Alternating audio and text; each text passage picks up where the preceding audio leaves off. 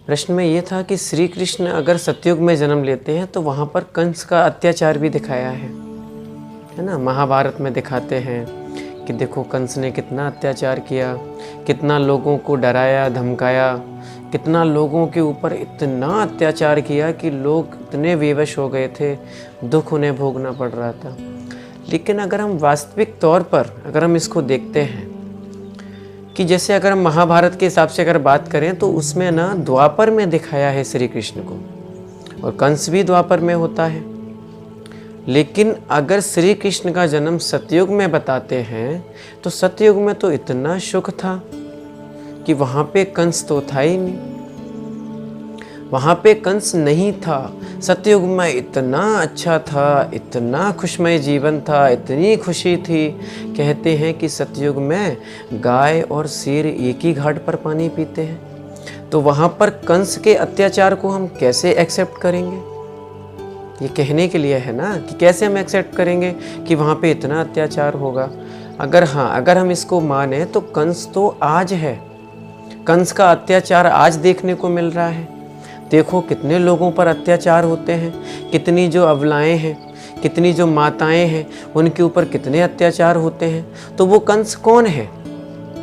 कंस आज जो लोगों पर अत्याचार कर रहे हैं, माताओं को मार रहे हैं और इतना अत्याचार कर रहे हैं, तो कंस का तो रूप आज दिखाया है।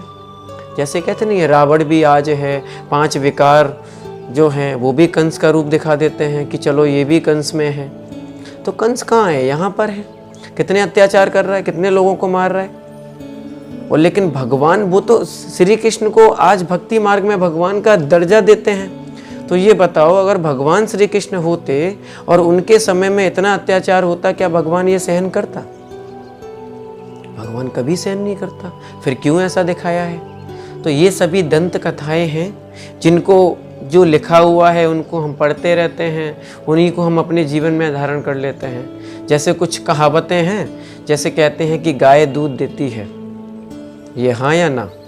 लोग कहते हैं कि हाँ गाय दूध देती है, लेकिन ये गलत है। गाय दूध नहीं देती है, गाय का दूध निकालना पड़ता है। गाय दूध देती थोड़ी है, वो अपने हाथ में लेके थोड़ी बैठी है, उसका दूध निकालना पड़ता है। लेकिन हमारे मन में क्या थॉट है कि गाय दूध देती है तो हम उसी को अपने मन में मानते हैं कि हाँ ये बात सही होगी। ऐसे ही कहते हैं कि कुछ पाने के लिए कुछ खोना पड़ता है, लेकिन ये भी गलत है कि कुछ पाने के लिए कुछ करना पड़ता है। करोगे तभी तो कुछ पाओगे, खोने से क्या चीज़ मतलब पालोगे? ये जो चीज़ें हैं, जो दंत कथाएं हैं, जो बनी हुई हैं, हम उनको अपने जीवन में धारण कर लेते हैं कि हाँ ऐसा होगा। लेकिन वास्तविक तौर पर सतयुग में कंस है ही नहीं, ये सारी चीज़ें बनाई गई हैं। अब ये देखो, श्री कृष्ण के बारे में इतना लिख दिया है कि श्री कृष्ण माखन चुराते थे। क्या भगवान कभी कहता है कि चोरी करो? कभी कहा है भगवान ने कि चोरी करना अच्छी बात है? लेकिन उनको चोरी करते हुए दिखाया है। दंत कथाएं जो बनाई गई हैं, उन्होंने जो गोप गोपियाँ हैं उनको कितना परेशान किया है, ये भी उसमें दिखाया है रास लीलाओं में।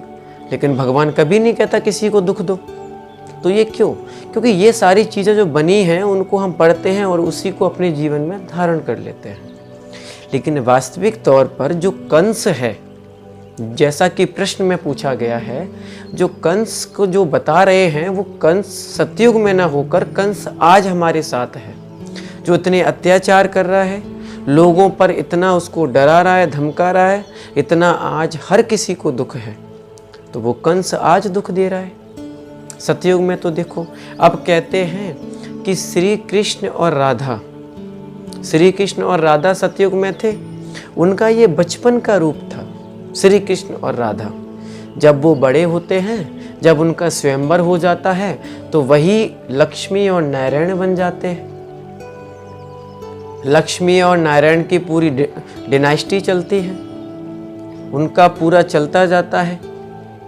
वो सभी देवी देवताएं हैं। श्री कृष्ण भी देवी देवताएं हैं, उनको हम भगवान नहीं कह सकते। जैसे कि गीता में लिख दिया है, श्री कृष्ण भगवानुवाच। बाबा कहता है, भगवान कहता है कि श्री कृष्ण तो देवता है, तो वहाँ पर श्री कृष्ण भगवानुवाच ना होकर वहाँ पर शिव भगवानुवाच होना चाहिए, ऐसा कहते हैं।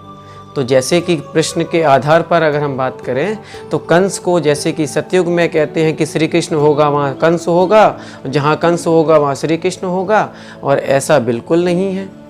क्योंकि सतयुग में श्री कृष्ण होता है, इस बात को एक्सेप्ट करते हैं, लेकिन कंस होगा ये चीज़ बिल्कुल ही गलत है।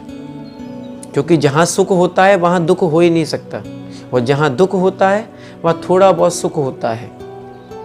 इसलिए भगवान हमेशा कहते हैं कि भगवान कभी भी अपने बच्चों को दुख नहीं देता। दुख बच्चे खुद अपने आप ही पैदा करते हैं, बुरा बुरा सोच के, बुरा बुरा करके, लोगों के बारे में अपशब्द कह के। तो इसीलिए जो कंस का जो रूप दिखाया है, कंस सतयुग में ना होकर कंस आज द्वापर युग से शुरू होता है, और कंस धीरे धीरे लोगों में अपनी जो उसकी जो प्रतिक्रियाएं होती हैं, जो दुख देता है, जो लोगों को डराता है, धमका है, वो यहाँ पर दिखाया गया है। कंस सतयुग में नहीं है। अच्छा, ओम शांति।